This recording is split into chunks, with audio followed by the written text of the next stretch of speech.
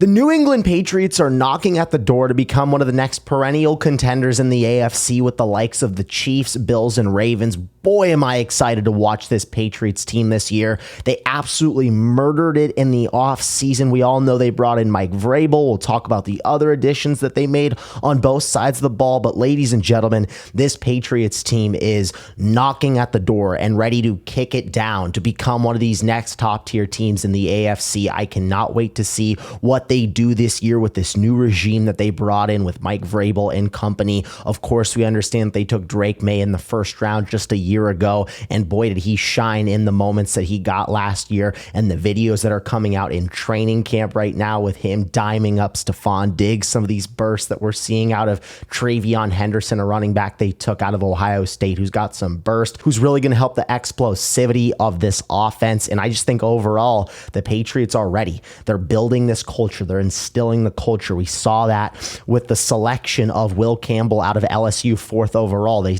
did something similar to what we saw the Chargers do last year. Instead of drafting Malik Neighbors, they went with Joe Alt. The New England Patriots had an opportunity to do something similar. There were rumors that they were going to go Ashton Genty. Did they trade back and go with Teteroa McMillan? They said, no, we're staying strong and we're going 4th overall with a left tackle to solidify that blind spot for Drake Maye. I'm so excited for what this Patriots team can do this year. Let's talk about the expectations, what realistically they can do in year 1 of Mike Vrabel, year 2 of the Drake Maye era. I'm so excited that we got to watch him play last year. The sentiment around the league was, yeah, the Patriots are going to take him. The offensive line is bad, so we're going to let Jacoby Brissett be this bridge quarterback, and maybe in year 2 we'll see Drake Maye, but nothing was guaranteed in year 1. The O-line was so terrible. You just didn't want him to sit back there and get killed, but the Patriots were so bad last year under Jerod Mayo. They only won 14 games, and that's ultimately why he got let go after year 1. But the only bright spot of that team was Drake Maye. He looked phenomenal and really started to develop towards the end of that season when he finally was really getting into a rhythm with the offense. And the thing that impressed me the most was what he did, considering how bad the O-line was, how bad the receiving core was. Like, they didn't have 2 stud tackles like they do now. Yes, they went out and signed Morgan Moses, a phenomenal veteran offensive tackle. And of course, like I just mentioned, they drafted Will Campbell at the 4th overall pick at the left tackle spot, but they didn't have a great offensive line. They didn't have a receiving core. They didn't have a number 1 receiver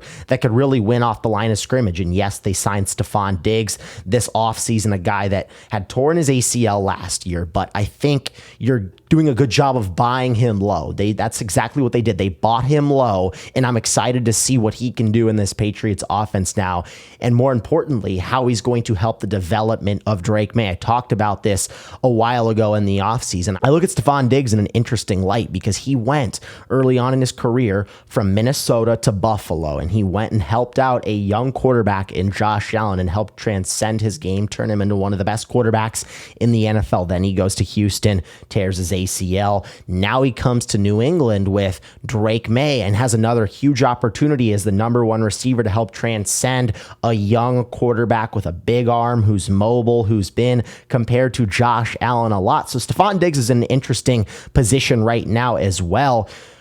I would say the one major concern I have for New England is what can that second receiver spot look like? I don't have too many concerns for this team. I thought they did a great job in free agency, added Milton Williams, added Harold Landry, Carlton Davis. They did a great job helping out this defense. And yes, they did a good job of building up this offensive line to try and help Drake Maye. And we've seen that a lot with these teams now. Like, look at the Lions. The Lions, before they got really good, drafted 2 stud tackles. They went after Penei Sewell. He was really that first anchor. Then you look at the Los Angeles Chargers. They went Slater and Joe Alt.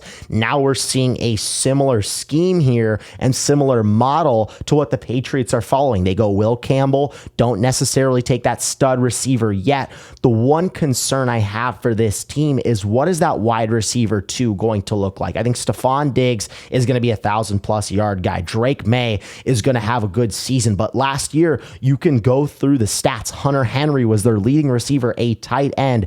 He had less than 700 yards, 672 to be exact. He only had 2 receiving touchdowns. The leading touchdown receiver on the Patriots last year had 3 touchdowns. It was a 3-way tie between Demario Douglas, Kayshon Boutte, and Austin Hooper. That's not going to get it done for the New England Patriots.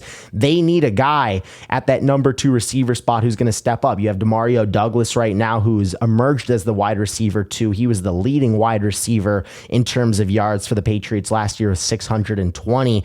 But what can Kyle Williams do, who they took in the 3rd round?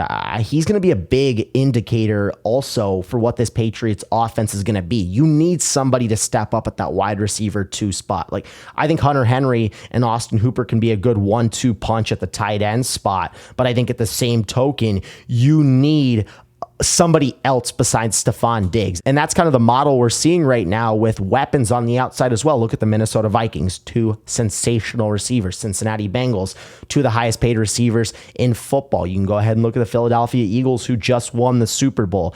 At a certain point, Stephon Diggs is great, but you need a legitimate number 2 threat. And I think for the Patriots, that's kind of the glaring question mark I have for this team right now. But I have no question on whether they made the right decisions this offseason. I didn't say that, and I wasn't confident last year heading into the season for New England. I didn't know what Gerard Mayo and the New England era of him would look like, and it went exactly how I thought it would. They were terrible, but I'm looking at a guy in Mike Vrabel who led the Tennessee Titans to the 1 seed one year, and then in another year, he got them all the way to the AFC Championship, where they inevitably lost to Patrick Mahomes and the Chiefs.